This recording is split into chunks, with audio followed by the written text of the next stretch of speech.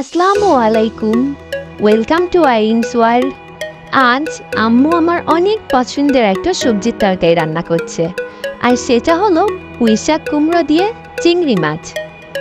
আমি কিন্তু খুব বেশি একটা সবজি খাই না, পছন্দও করি না, কিন্তু এই সবজিটা কিন্তু আমার অনেক বেশি পছন্দের। আমরা যারা ছোট শহর বা গ্রামে বাস করি তাদের কাছে কিন্তু এই তরকারিটা খুবই পরিচিত। আর সেই জন্যে কথা না বাড়িয়ে চলুন দেখে নিই আম্মু এই তরকারিটা কিভাবে রান্না করছে। এই সবজিটা রান্নার জন্যে প্রথমে চিংড়ি মাছগুলোকে হালকা করে একটু ভেজে নিতে হবে।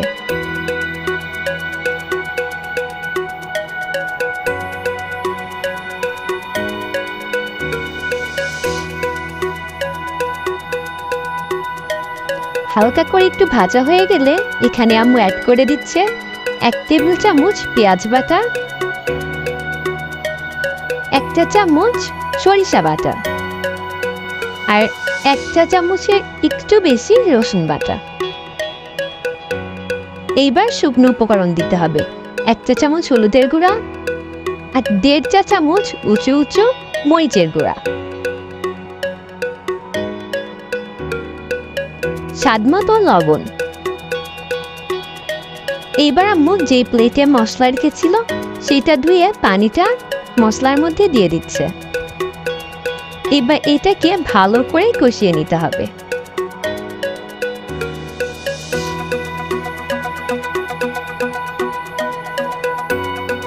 এইবার এর মধ্যে আম্মু সবজি অ্যাড করে দিচ্ছে, কেটে রাখা কুমড়ো আর পুঁইশাক। প্রথমে দেখতে একটু বেশি মনে হলেও আসলে এটা কিন্তু কিছুক্ষণ পরে সফট হয়ে কম হয়ে যাবে। যখন এটা পানি ছাড়বে আস্তে আস্তে তখন কিন্তু এটা আস্তে আস্তে কমে যাবে। তাই এখন বেশি মনে হলে ভয় পাওয়ার কিন্তু কিছু নেই, কিছুক্ষণ পর দেখবেন যে এটা আস্তে আস্তে কম হয়ে গেছে।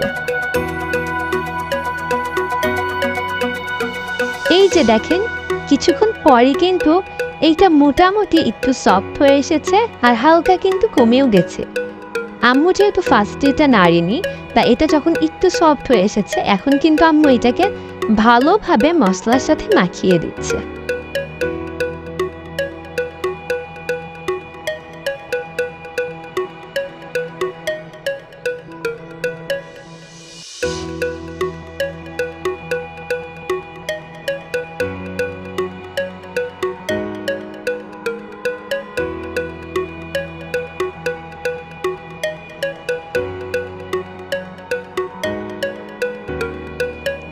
এখন কিন্তু সবজিটা অনেক সফট হয়ে এসেছে আর এখান থেকে কিছুটা পানিও ছেড়েছে। এখন আম্মু এখানে 4-5টা কাঁচামরিচ মাঝখান থেকে কেটে অ্যাড করে দিল আর হাফ কাপ পরিমাণে পানি দিয়ে দিল। যেহেতু এখানে কিছু শক্ত শক্ত শাকের ডাঁটা আছে, এগুলা কিন্তু এই পানিতে সিদ্ধ হবে না, আর সেই জন্যই কিন্তু আম্মু এখানে আরো কিছুটা পানি অ্যাড করে দিল।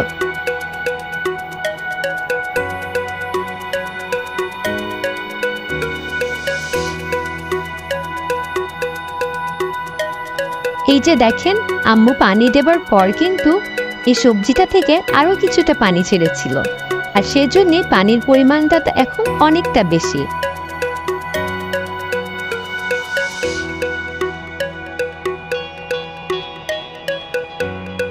আম্মু দেখলো যে এটা এখনো কিন্তু সিদ্ধ হয়নি, আর পানির পরিমাণটাও যেহেতু বেশি আছে তাই এটাকে আরো কিছুক্ষণ রান্না করে নিতে হবে।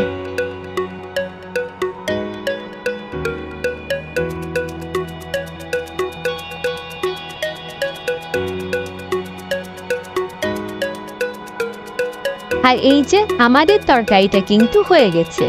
এই তরকারিটা কিন্তু একেবারে শুকনা শুকনা হবে না, একটু একটু ঝোল ঝোল থাকবে। আর এখন আম্মু চুলাটা বন্ধ করে তরকারিটাকে ঢেকে রাখবে।